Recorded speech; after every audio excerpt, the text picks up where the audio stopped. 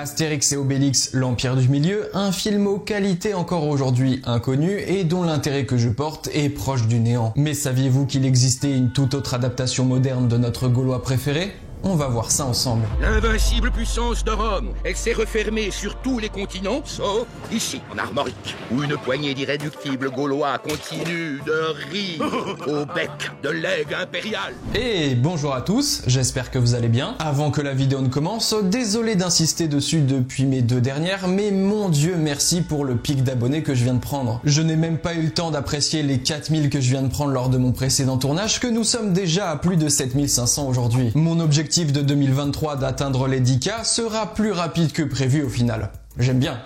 Je suis très content que le sujet de ma dernière vidéo vous ait autant plu et touché. J'ai pris énormément de plaisir à la faire et tout comme vous, je me suis replongé dans une certaine nostalgie, me poussant à remater 2-3 films de chez DreamWorks. Par contre, malgré tout cet amour et ces super commentaires d'une communauté en or, je tiens à revenir sur 2 points. Le premier, vous avez été nombreux à me faire remarquer que je disais Madadaskar au lieu de Madagascar. En fait, c'est vous qui faites erreur. Hein. C'est bien Madadaskar qui est écrit sur l'affiche du film. Regardez par vous-même. Enfin bref, j'en connais 2-3 qui devraient se renseigner avant de poser son petit commentaire.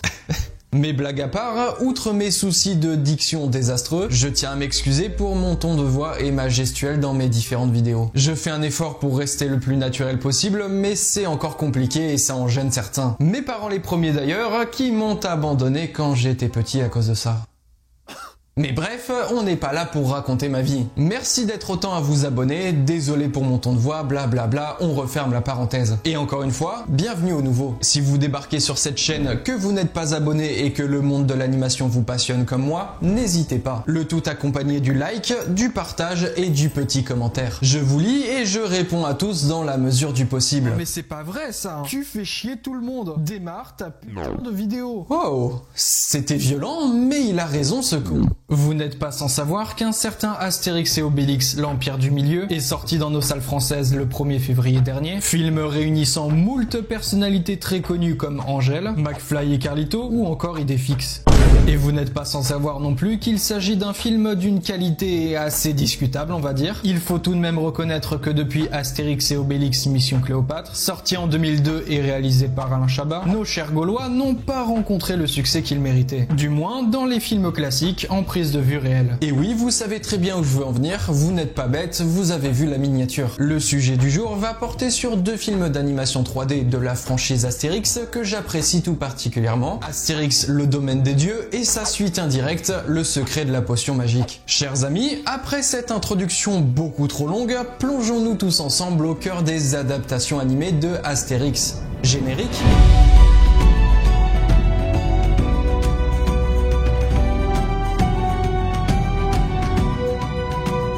En tant que bon gros Gaulois réfractaire que vous êtes, vous devez sûrement bien connaître l'univers d'Astérix. Quitte à n'avoir jamais lu les bandes dessinées ou vu les films, ça reste un personnage iconique de notre culture. Vous connaissez donc certainement les bases des aventures d'Astérix, d'origine franco-belge, créées par René Goscinny et Albert Uderzo sous forme de BD, ayant été adaptés par la suite en film d'animation puis au cinéma avec des longs métrages en prise de vue réelle, parfois reprenant l'histoire d'un album du Gaulois, parfois avec un scénario original.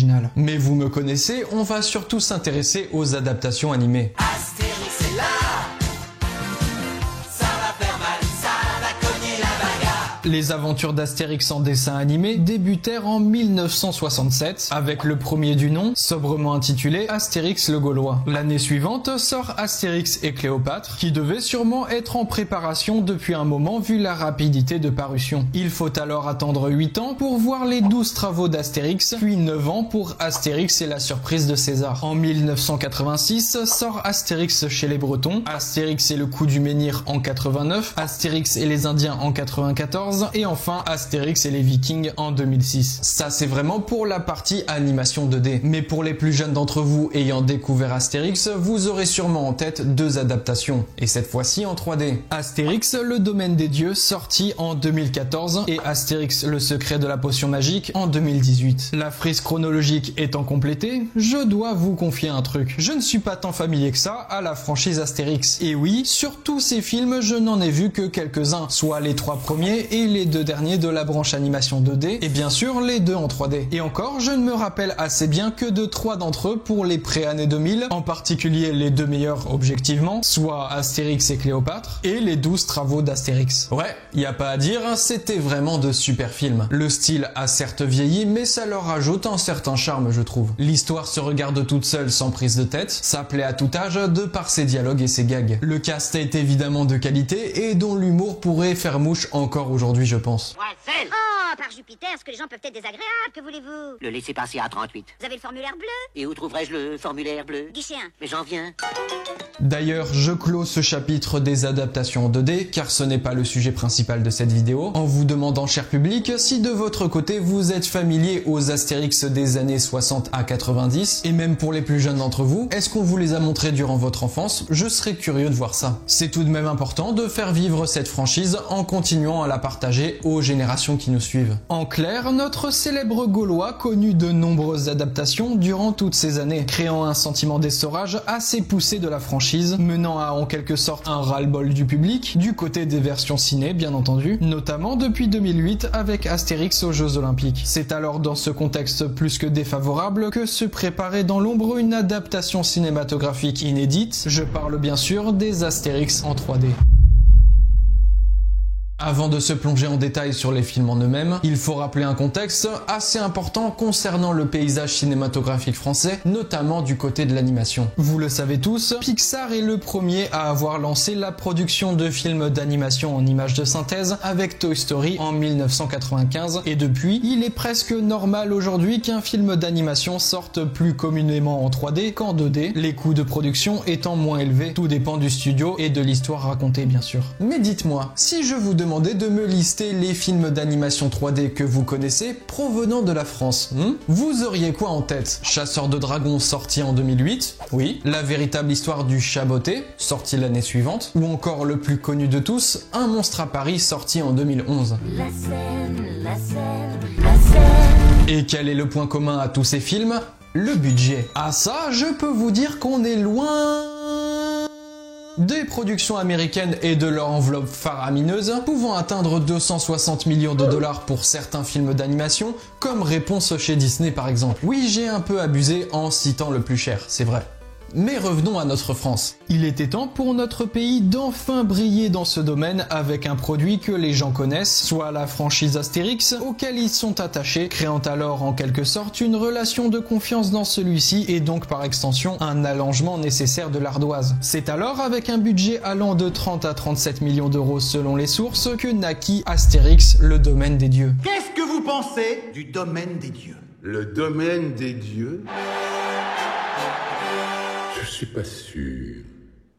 Si quand même, c'est pas mal. Astérix, le domaine des dieux, adaptation issue de la bande dessinée du même nom, est un film d'animation 3D franco-belge réalisé par Alexandre Astier et Louis Clichy. Il sortit dans nos salles de cinéma en 2014, il y a 9 ans quand même, ça passe si vite. Je n'ai pas besoin de présenter Alexandre Astier, que vous connaissez très certainement de par ses qualités de réalisateur, auteur, scénariste, compositeur, musicien et acteur, notamment pour la série Kaamelott où il joue le rôle principal du roi Arthur.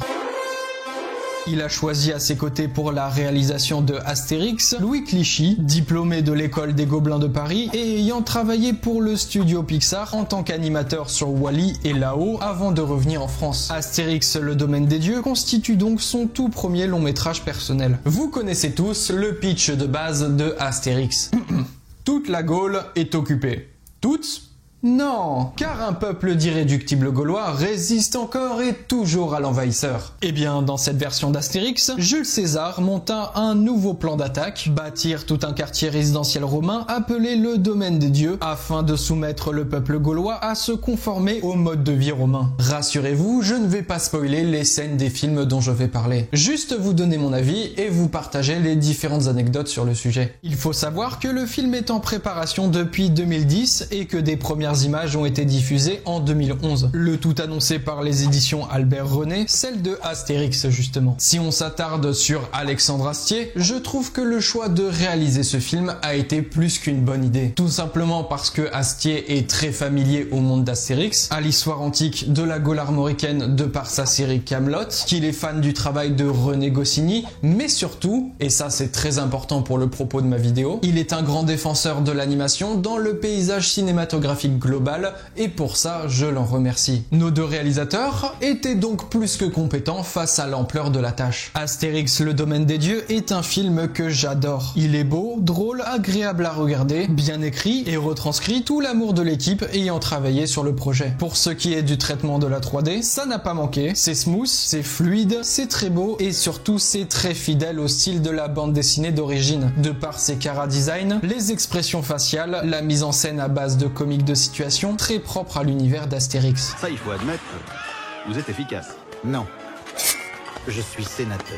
J'aime beaucoup le traitement 3D de ce film, car malgré sa simplicité, il n'en perd pas en efficacité. Je pourrais comparer ce rendu à en quelque sorte des figurines animées des personnages de Astérix, avec un aspect caoutchouc ou résine très lisse, ne laissant pas la place à des textures très poussées ou des détails à la Pixar, comme la marcation des pores de la peau, l'utilisation très poussée des fluides ou encore les textiles. Non, rien de tout ça, mais ça n'est pas grave, au contraire, on en a un résultat unique. Du beau par du simple. Attention, quand je dis simple, je ne dénigre pas le travail de l'équipe de production, hein. Le simple est souvent l'ennemi du trop. À en vouloir trop charger, on peut s'en brûler les ailes. Le seul défaut que je pourrais lui trouver serait sur l'aspect technique poussé, comme certains effets de VFX comme la poussière, la fumée ou encore la qualité du feuillage, des détails des vêtements, mais j'estime qu'il est normal pour un film d'animation français à bas budget comparé à ses homologues américains qu'il souffre de ce genre de manque. Et d'autant plus si c'est le premier de nos deux réalisateurs. C'est déjà un sacré travail. Pour moi, Astérix, le domaine des dieux est un peu comme un film de Noël. Je sais pas pourquoi, ça se regarde en famille, c'est très drôle et ça plaît à tous. Ce côté film tout public, qui est en soi une grande force, est accentué dans le travail remarquable des comédiens dans l'interprétation des personnages du film. Non mais regardez-moi cette belle brochette de champions. Comment ne pas déjà aimer ce film quand on voit tous ces acteurs et comédiens de talent, sachant d'ailleurs que certains d'entre eux, comme Laurent Deutsch, Alain Chabat et Elie Moon, ont déjà participé à des films de l'univers Astérix. On peut retrouver Alexandre Astier dans le rôle du centurion Ours en plus, Florence Foresti en Bonne Mine, mais surtout Roger Carrel en Astérix. Et oui, la voix d'Astérix a été attribuée à Roger Carrel, l'homme qui a prêté sa voix à tous les Astérix depuis Astérix le Gaulois. À 87 ans, il annonce que c'est la dernière fois qu'il prête sa voix au personnage, car il prend sa retraite. Il est décédé en 2020 à l'âge de 93 ans. Mais pour en revenir au film, celui-ci ne se cache pas de l'utilisation très poussée du Star Talent. C'est très français de faire ça, je trouve. Mais au final, cette utilisation a servi à la cause du film. Comme vous le savez peut-être, dans la production d'un film d'animation, l'enregistrement des voix se fait avant la réalisation de l'habillage 3D. Pourquoi ce procédé? Eh bien pour deux choses. Déjà, l'aspect technique, avec la synchro labiale ou le lip sync en anglais, permettant aux animateurs d'animer les mouvements de bouche des personnages sur les paroles. Et sur l'aspect ressenti et créatif, c'est toujours plus plaisant de travailler son animation en ayant comme prémisse le jeu d'acteur en cabine d'enregistrement, accompagné de sa gestuelle, son caractère, ses exagérations et sa personnalité. D'ailleurs, Alexandre Astier étant un grand amoureux de la langue française, cela ne manqua pas au film, avec une force d'écriture et un humour souvent subtil avec plusieurs niveaux d'interprétation. Encore un très gros point du film. Mais la fuite n'est-elle pas une autre forme d'esclavage? Ce serait plutôt le début d'une forme de liberté. Et pourtant, pas de fuite sans oppression.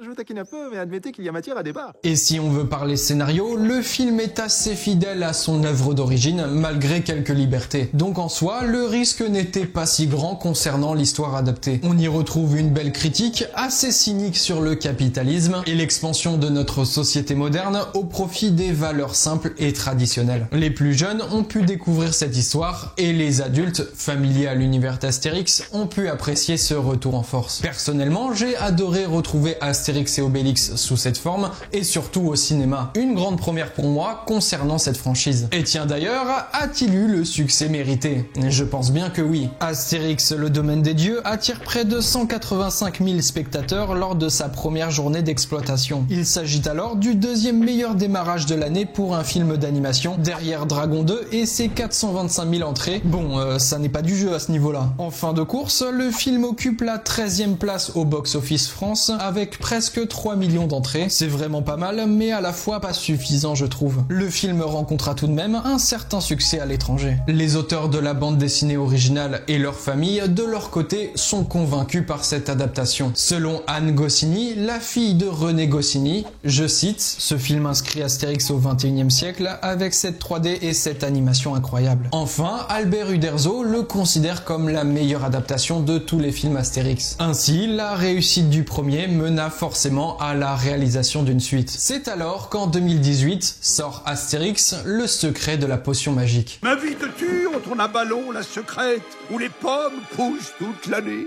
Il parle de pommes. De pommes? Qu'est-ce que tu racontes? Pourquoi est-ce qu'on choisit forcément le plus sourdingue pour aller écouter aux portes? Il s'est choisi tout seul. Astérix, le secret de la potion magique, toujours réalisé par Alexandre Astier et Louis Clichy, sous la production de M6 Films comme le précédent, n'est pas une suite directe du premier volet, comme on a l'habitude de voir dans cet univers où chaque épisode est propre à lui-même de par son thème et son lieu d'exposition. Et c'est d'ailleurs loin du village de nos Gaulois que va se passer notre histoire. Pour vous la faire courte, Astérix, le secret de la potion magique, met bien plus en avant le druide du village Panoramix, s'étant gravement blessé lors de sa cueillette de gui. Il prend alors conscience de son âge et du temps qui passe, inquiet de la succession de la fameuse recette de la potion magique, maintenant les Romains à distance du village grâce à ses pouvoirs de force surhumaine. Il décida alors de chercher son successeur dans toute la Gaule armoricaine, accompagné de notre trio préféré, Astérix, Obélix et Idéfix. Ça, c'est l'histoire. Et encore une fois, pas de spoil, ne vous inquiétez pas. Et c'est donc avec un budget d'environ 34 millions d'euros que Alexandre Astier et Louis Clichy nous sortirent une suite que j'ai préférée au premier volet d'ailleurs. Ce qui n'est pas forcément l'avis de tout le monde, mais je vais vous expliquer le mien. Tout d'abord, le scénario du film nous invite à aller toujours plus loin dans les recherches de nouveaux personnages, comme les druides et l'antagoniste principal, mais aussi dans la mise en scène des décors, bien plus variés que son prédécesseur. Le scénario se concentre ici dans une vision plus mythologique de l'histoire de la Bretagne, mettant l'accent vers une approche plus sérieuse et plus sombre, les enjeux étant plus importants que dans le domaine des dieux. On passe clairement un step au-dessus. J'aime beaucoup d'ailleurs les nouveaux personnages introduits, ils sont attachants et remplissent bien leur rôle. Bien que l'antagoniste possède un léger défaut d'écriture, il n'en reste pas moins charismatique et impressionnant dans sa mise en scène, surtout à la fin. Pour ce qui est de l'esthétique 3D, avec un budget à peu près similaire au premier,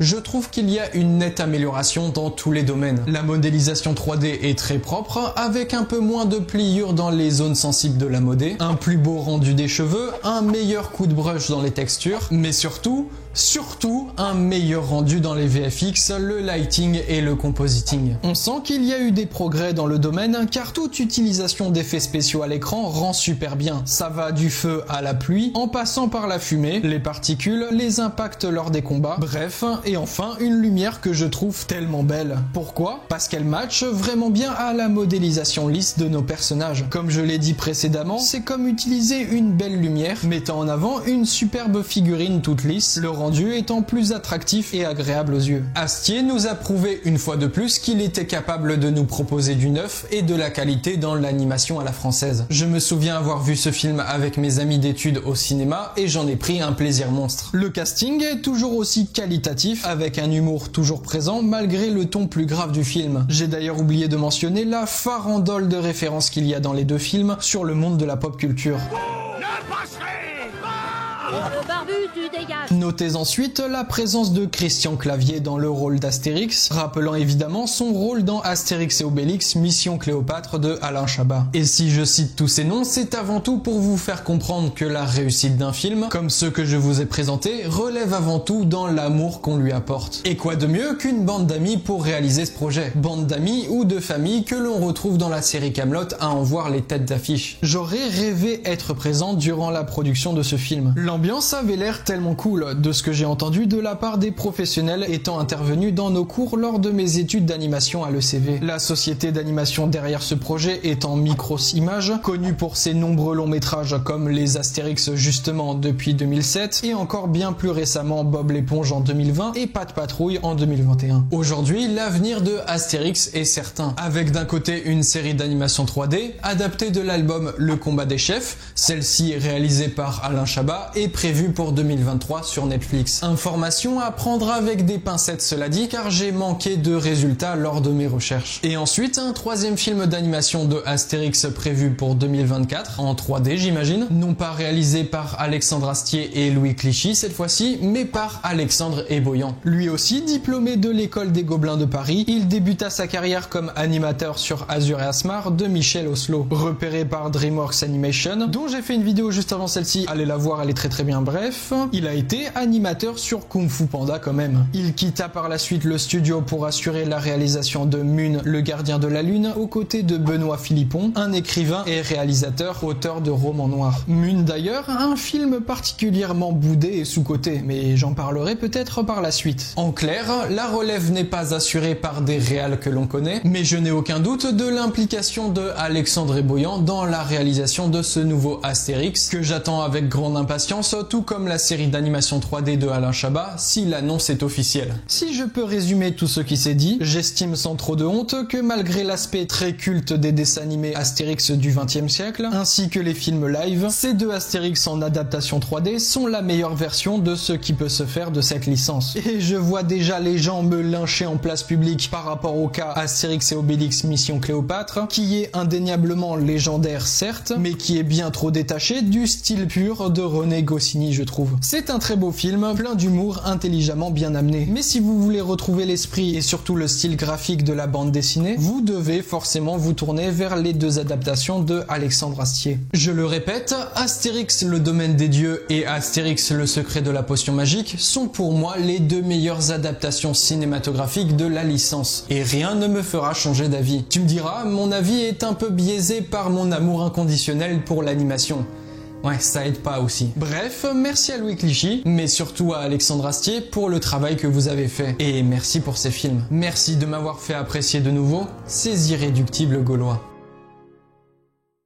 Voilà, cette vidéo est à présent terminée, j'espère qu'elle vous aura plu. J'ai pris beaucoup de plaisir à l'écrire, ça a été un travail compliqué. N'étant pas si familier que ça à la licence, j'ai pu apprendre plein de choses. Si vous avez aimé cette vidéo, n'hésitez pas à le mentionner dans l'espace commentaire, me soutenir avec un like et un partage, mais surtout avec un petit don que vous pouvez me faire sur ma page Tipeee. Aujourd'hui, ils sont 5 et je les remercie de tout cœur. Vous permettez à la chaîne de vivre dans le temps. On se dit à la prochaine pour un autre sujet d'animation.